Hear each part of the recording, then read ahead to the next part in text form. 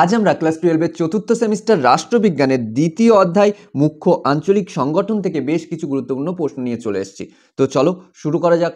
শুরু করার আগে বলে রাখি, এখনো পর্যন্ত তা পলিটিগুরুর ফ্যামিলিতে যদি যুক্ত না হয়ে থাকো সাবস্ক্রাইব করে যুক্ত হয়ে যাও, আর বন্ধুদের কাছে শেয়ার করতে একদম ভুলো না। ওকে, আর তোমাদেরকে প্রথমেই বলে রাখি কিছু কথা, যে তোমাদের কিছু কমন কোশ্চেন থাকবে। দাদা এগুলো পড়লেই কি হয়ে যাবে, এর বাইরে কি কিছু পড়তে হবে, এটা কি একেবারে 100% কমন? এর উত্তর আমি একেবারে শেষে দিচ্ছি। ওকে, আগে দেখে নিই আমরা কি কি কোশ্চেনের কথা বলছি। যেরকম প্রথমেই বলে রাখি, এই অধ্যায় থেকে তোমাদের আসছে একটা 2 মার্কস এবং একটা 4 মার্কস। হ্যাঁ, এগুলোর সঙ্গে অথবা থাকবে, এটা বলে দিয়েছে, একটা একটা করে লিখতে হবে। অর্থাৎ এই অধ্যায় থেকে দুটো শর্ট কোশ্চেন অর্থাৎ 2 মার্কসের কোশ্চেন এবং দুটো 4 মার্কসের কোশ্চেন আসবে, একটা করে তোমাদের লিখতে হবে। অর্থাৎ একটা 4 মার্কস লিখতে হবে আর একটা 2 মার্কস। ওকে, এইবার প্রথমে আমরা দেখে নিই 2 মার্কসের কোশ্চেনগুলো। 1 নম্বর প্রশ্ন কি বলছে, ইউরোপীয় ইউনিয়ন কি জিনিস? এটি কত সালে এবং কোন চুক্তির মাধ্যমে প্রতিষ্ঠিত হয়? নেক্সট 2 দাগ, ম্যাস্ট্রিক্ট ট্রিটি এবং মার্জার ট্রিটি বা মিলন চুক্তি কি জিনিস? এখন কোনো চুক্তি কি জিনিস যখন জিজ্ঞাসা করবে, ওটা কবে হয় অলরেডি আমরা ওর মধ্যে পড়ে ফেলব। ওকে, তো এর মধ্যেও ম্যাস্ট্রিক্ট চুক্তি কবে হয়, মার্জার ট্রিটি কবে হয়, এগুলো আমরা অটোমেটিক দেখে নেব ওর মধ্যেই। ওকে, 3 নম্বর, দ্বিতীয় বিশ্বযুদ্ধ পরবর্তী প্রেক্ষাপটে ইউরোপীয় ইউনিয়ন প্রতিষ্ঠার প্রধান উদ্দেশ্য বা লক্ষ্য কি ছিল? এই প্রশ্নটা একটু ঘুরিয়ে যদি আসে, বলবে ইউরোপীয় ইউনিয়ন গঠনের মূল উদ্দেশ্য কি? ওই যে প্রথমে যে আগের কোশ্চেনে দেখছিলাম যে দ্বিতীয় বিশ্বযুদ্ধের পরবর্তী প্রেক্ষাপটে, এই অংশটা দেবে না। ওকে, যদি ঘুরিয়ে আসে। নেক্সট কোশ্চেন 4 দাগ, ইউরোপীয় ইউনিয়নের সদস্য দেশ সংখ্যা কত? যে কোনো 4টি সদস্য রাষ্ট্রের নাম লেখো। আমি তোমাদেরকে সাজেস্ট করব, এই যে ইউরোপীয় ইউনিয়নের যে প্রতিষ্ঠাতা রাষ্ট্রগুলো রয়েছে, ওদের মধ্যে কয়েকজনের নাম মনে রাখার, অর্থাৎ মনে রাখতে বলবো। তবে কি হবে, যদি কোশ্চেন আসে প্রতিষ্ঠাতা রাষ্ট্রের নাম লেখো, তখন তুমি ওদের নাম লিখতে পারবে। এছাড়া নর্মালি যদি যে কোনো সদস্য রাষ্ট্রের নাম চাই, তখনও তাদের নামও লিখতে পারবে। দেখো 27খানা রাষ্ট্রের নাম তো মনে রাখা একরকম কষ্টসাধ্য বিষয়, তাই না? সেই জন্যই বললাম। যাই হোক, 5 নম্বর কোশ্চেন কি বলছে, ইউরোপীয় ইউনিয়নের সদর দপ্তর কোথায়? এর মুদ্রার নাম কি? এটা সুন্দর কোশ্চেন। 6 নম্বর, কেন ইউরোপীয় ইউনিয়ন একটি সফল আঞ্চলিক সংস্থা? এর দুটি কারণ। এই যে ইউরোপীয় ইউনিয়ন যে একখানা সফল আঞ্চলিক সংস্থা হিসেবে তার পরিচিতি লাভ করেছে, কি কি কারণে? কিছু তো কারণ রয়েছে, সেগুলোই এখানে লিখতে বলেছে। নেক্সট 7 নম্বর, ইউরোপীয় ইউনিয়নের মূল নীতি বা আদর্শ কি ছিল? ওই যে আমরা মূল্যবোধের কথা বলতে পারি। 8 নম্বর, ইউরোপীয় পার্লামেন্ট কি? এর দুটি কাজ লেখো। 9 নম্বর, ইউরোপীয় ইউনিয়ন থেকে কেন ব্রিটেন বেরিয়ে যায়? এর দুটি কারণ লেখো। এটা একটু ঘুরিয়ে আসতে পারে, ব্রেক্সিট কি? ওকে, 10 নম্বর, ইউরোপীয় ইউনিয়নের দুইটি প্রধান বৈশিষ্ট্য লেখো, বা এর প্রধান দুটি বৈশিষ্ট্য কি? নেক্সট 11, দক্ষিণ এশিয়ার আঞ্চলিক সহযোগিতা সংস্থা অর্থাৎ সার্ক কি? প্রতিষ্ঠাকালে এবং বর্তমানে এর সদস্য সংখ্যা কত এবং এর নবীনতম সদস্য রাষ্ট্রের নাম কি? আর এছাড়া প্রতিটা সদস্য রাষ্ট্রের নাম, টোটাল বর্তমানে 8খানা সদস্য রাষ্ট্র রয়েছে, সবাইকার নাম আমাদের মনে রাখতে হবে। ওকে, অনেক সময় আসে 4টে 5টা করে চাই, যে এর টোটাল সদস্য রাষ্ট্র কয়টি, যে কোনো 4 জনের নাম লেখো, এমন আসতেই পারে। আর একটা জিনিস মনে রাখবে, যখন কোনো সংস্থার সম্পর্কে আমরা জানতে চাইবো ওই সংস্থা কি, আমরা ওর ফুল ফর্মটাও দিয়ে দেবো। এই সার্কের ফুল ফর্ম আমরা দিয়ে দেবো, যেরকম পরবর্তীতে এশিয়ানের ফুল ফর্ম দিয়ে দেবো। ওকে, নেক্সট 12 দাগ, সার্ক প্রতিষ্ঠিত হয় কবে এবং এর সদর দপ্তর কোথায় অবস্থিত? এর সঙ্গে 13 দাগ, সার্ক গঠনের প্রস্তাব সর্বপ্রথম কে দেন এবং এর প্রথম অধিবেশন কোথায় বসে? 14, সার্কের দুটি প্রধান উদ্দেশ্য বা লক্ষ্য লেখো। 15, ভারত সার্কে কি ভূমিকা পালন করে? 16 দাগ, সার্কের দুইটি দুর্বলতা বা সীমাবদ্ধতা উল্লেখ করো। দুর্বলতা বলো, ত্রুটি বলো বা সীমাবদ্ধতা বলো, সেগুলো যেইভাবেই আসুক, বা প্রতিবন্ধকতা বলো, একই। ওকে, নেক্সট 17 দাগ, সার্কের পর্যবেক্ষক রাষ্ট্রগুলির নাম লেখো। 18, সাপটা এবং সাফটা কি? হ্যাঁ, এই দুটো যখন কি আমরা বলবো, তার সঙ্গে এগুলোর ফুল ফর্মও আমাদের মনে রাখতে হবে। ওকে, নেক্সট 19, কন্যাবর্ষ কি? সার্কের সনদে উল্লেখিত দুটি নীতির নাম লেখো। নেক্সট, সার্কের দুটি কাজ লেখো। এখানে সার্কের একজন সদস্য, আমাদেরই ছেলে, পাকিস্তান সার্ককে চাণক্য পরিকল্পনা বলেছেন। কেন বলেছেন এই জিনিসটা একটু দেখে রেখো।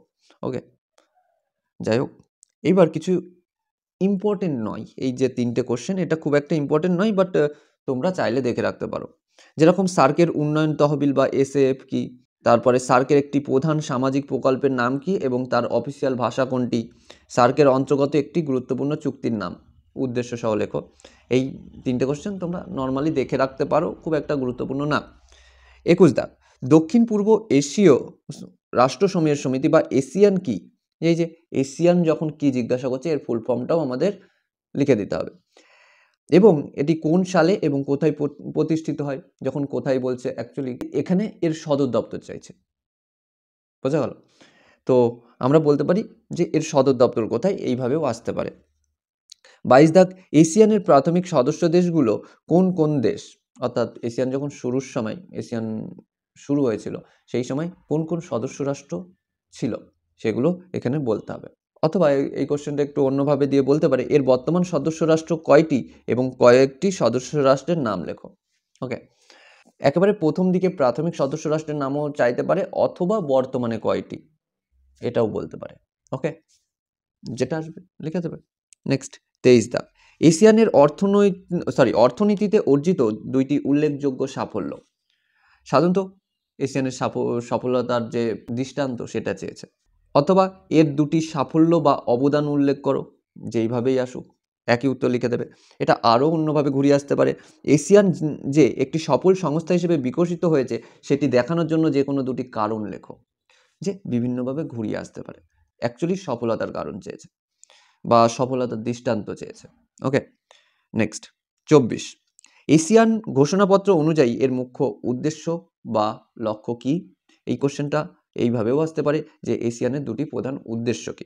ওকে, 25 দাগ, এশিয়ানের সদস্য দেশগুলির মধ্যে স্বাক্ষরিত দুটি চুক্তির নাম লেখো, যেমন আফটা, ট্যাগ।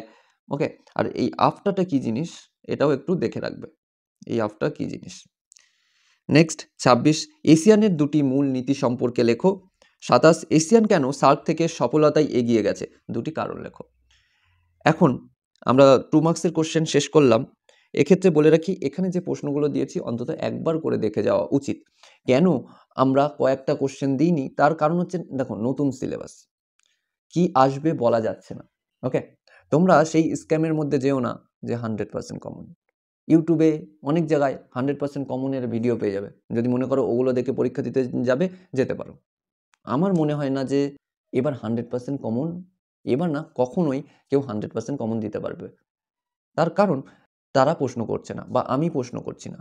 যদি আমি প্রশ্ন করতাম নিশ্চয়ই 100% কমন দিতে পারতাম, আমি তো করছি না। যারা ওইভাবে 100% কমন বলে ভিডিও বানাচ্ছে বা কি বলছে তোমাদেরকে, মনে রাখবে যে মিসগাইড করছে। তো এই যে প্রথমে আমি বলছিলাম না যে তোমাদের কিছু কোশ্চেন থাকে এগুলো পড়লেই কি হয়ে যাবে, না এগুলো পড়লে হবে না, এর বাইরেও পড়তে হতে পারে। আমি এগুলো দিচ্ছি যে এগুলো মিনিমাম ছেড়ে যাওয়া উচিত নয়। আমি একবারও বলছি না এটা 100% কমন, এর বাইরে পড়তে হতে পারে। টেক্সট বই ভালো করে পড়ো, দেখো হয়ে যাবে। যাই হোক, আশা করি তোমাদের উত্তর তোমরা পেয়ে গেছো। আর তোমাদের যেহেতু নতুন সিলেবাস, তোমাদের কিছু কোশ্চেন একটু এক্সট্রা পড়তেই হবে, বোঝা গেল? নেক্সটে যাওয়া যাক, 4 মার্কসের কোশ্চেন। যেরকম প্রথম প্রশ্ন হচ্ছে, ইউরোপীয় ইউনিয়নের উদ্ভবের প্রেক্ষাপট আলোচনা করো। এটা বলতে পারে ইউরোপীয় ইউনিয়ন উদ্ভবের ইতিহাস আলোচনা করো। ওকে, সেই প্রথম থেকে শেষ পর্যন্ত বর্তমান সময়ে যে ইউরোপীয় ইউনিয়ন কীভাবে তৈরি হলো, প্রথম ইনিশিয়াল পিরিয়ড থেকে দ্বিতীয় বিশ্বযুদ্ধের পরবর্তী সময় থেকে, সেই জিনিসটাই আমাদের এখানে তুলে ধরতে হবে। নেক্সট 2 দাগ, ইউরোপীয় ইউনিয়নের কাঠামো ও কার্যাবলী, অর্থাৎ এর কাজ এবং এর গঠনটা, ওই যে ইউরোপীয় কাউন্সিল, ইউরোপীয় পার্লামেন্ট, এই যে টোটাল 7খানা সংস্থা রয়েছে এর মধ্যে, তার সম্পর্কে কিছুটা লিখতে হবে। ওকে, সংক্ষেপে লিখবো নিশ্চয়ই, 4 মার্কসের জন্য তো এক গাদা লিখে বসে থাকবো না, সংক্ষেপে লিখবো। নেক্সট 3 দাগ, ইউরোপীয় ইউনিয়ন কেন একটি সফল আঞ্চলিক সংস্থা? এই কোশ্চেনটা একটু ঘুরিয়ে আসতে পারে, ইউরোপীয় ইউনিয়নের সাফল্যের দৃষ্টান্ত দাও। অথবা এই কোশ্চেনটা আরও ঘুরিয়ে আসতে পারে, দ্বিতীয় বিশ্বযুদ্ধের পর ইউরোপে শান্তি ও স্থিতিশীলতা প্রতিষ্ঠায় ইউরোপীয় ইউনিয়নের অবদান আলোচনা করো। এই কোশ্চেনটা বেশ ইম্পর্টেন্ট কোশ্চেন, এই 1 এবং 3-এরটা বেশ ইম্পর্টেন্ট কোশ্চেন। ওকে, এবার 4 নম্বর কোশ্চেন। এখানে একটু মিস্টেক হয়ে গেছে, টাইপিং মিস্টেক। সেটা হচ্ছে এখানে হবে সার্কের গুরুত্বপূর্ণ সাফল্য আলোচনা করো। অ্যাকচুয়ালি এখানে সার্ক কি কি কাজ করেছে, যার মাধ্যমে বোঝা যাচ্ছে যে সার্ক একটা সফল সংস্থা, সেই সমস্ত কাজের কিছু দৃষ্টান্ত এখানে দিতে বলছে। ওকে, এই প্রশ্নটা একটু ঘুরিয়ে আসতে পারে, সেটা হচ্ছে সার্ক কিভাবে আঞ্চলিক সহযোগিতা ও উন্নয়ন উৎসাহিত করে। এই প্রশ্নটা যদি আসে, আমরা কিছু উদাহরণ দিয়ে অ্যান্সারটা লিখে দিতে পারি। ওকে, নেক্সট এটা আরও ঘুরিয়ে আসতে পারে, এসে বলতে পারে যে দক্ষিণ এশিয়ার দেশগুলোর মধ্যে সহযোগিতা বৃদ্ধিতে সার্কের ভূমিকা আলোচনা করো। যেভাবেই আসুক উত্তর এক হবে। ওকে, এটা বলতে পারো বেশ ঠিকঠাক কোশ্চেন। তো এটা একবার দেখে রাখতে পারো ভালোভাবে। ওকে, সবগুলোই দেখে রাখবে। নেক্সট 5 নম্বর, সার্ক এত শক্তিশালী আঞ্চলিক সংস্থা হয়ে উঠতে পারছে না, তার কারণগুলি আলোচনা করো। অর্থাৎ সার্কের ব্যর্থতার কারণ। ওকে, বা সার্কের সীমাবদ্ধতা আলোচনা করো, কী কী কারণে ও পিছিয়ে পড়ছে। এখানে স্যার হয়ে গেছে, এটা হবে সার্ক। সার্ক তার লক্ষ্য অর্জনে ব্যর্থ হচ্ছে কেন, কারণ উল্লেখ করো। ওই যে এর ব্যর্থতার কারণ চেয়েছে অ্যাকচুয়ালি।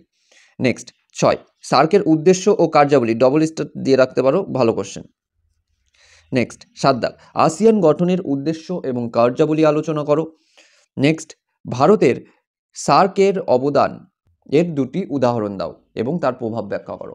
অর্থাৎ এখানে অ্যাকচুয়ালি কোশ্চেনটা এরকম যে সার্কের ওপরে ভারতের কি প্রভাব রয়েছে, ভারত এই সার্কে, এই সার্ক নামের সংস্থাতে কি কি অবদান রেখেছে, তার ভারতের গুরুত্ব কি, ভারত ওই সংস্থার জন্য কি করেছে, সেই জিনিসটাই আমাদের উদাহরণসহ বলতে হবে। ওকে, যাই হোক, আর আছে এই, আমার কেন জানি না মনে হচ্ছে এই কোশ্চেনটা বেশ ভালো কোশ্চেন, লাস্ট কোশ্চেনটা, সার্ক গঠনে ভারতের ভূমিকা। এই জিনিসটা আমার খুব মনে হচ্ছে এই কোশ্চেনটা বারবার, জানি না কেন, যে এই প্রশ্নটা আসতে পারে। যদিও এই প্রশ্নটা আমরা কোনো জায়গায় দেখতে পেলাম না, মানে বিভিন্ন মডেল কোশ্চেন, সেখানে এই সার্ক গঠনে ভারতের ভূমিকা খুব একটা দেখা যায়নি, কিন্তু আমার মনে হচ্ছে এই প্রশ্নটা দিলেও দিতে পারে, আমার নাও দিতে পারে, কিন্তু আমার মনে হচ্ছে। ঠিক আছে, যাই হোক, তো আজকে এই পর্যন্তই। সঙ্গে থাকার জন্য ধন্যবাদ, দেখা হচ্ছে কালকে। ওকে, আর যাওয়ার আগে সাবধান বাণী যেটা দেওয়ার দিয়ে যাই, ওই স্ক্যামের মধ্যে পড়ো না যে 100% কমন। যদি এমন হয় ওই স্ক্যামের মধ্যে পড়ে যাও, পরীক্ষার পরে বলবে মানুষ মাত্রই ভুল হয়, আমারও ভুল হয়েছে, আমি কি বলছি আমি ভুল করি নাই, তখন আমার আবেগটা কাজ করছিল, বিবেকটা করে নাই।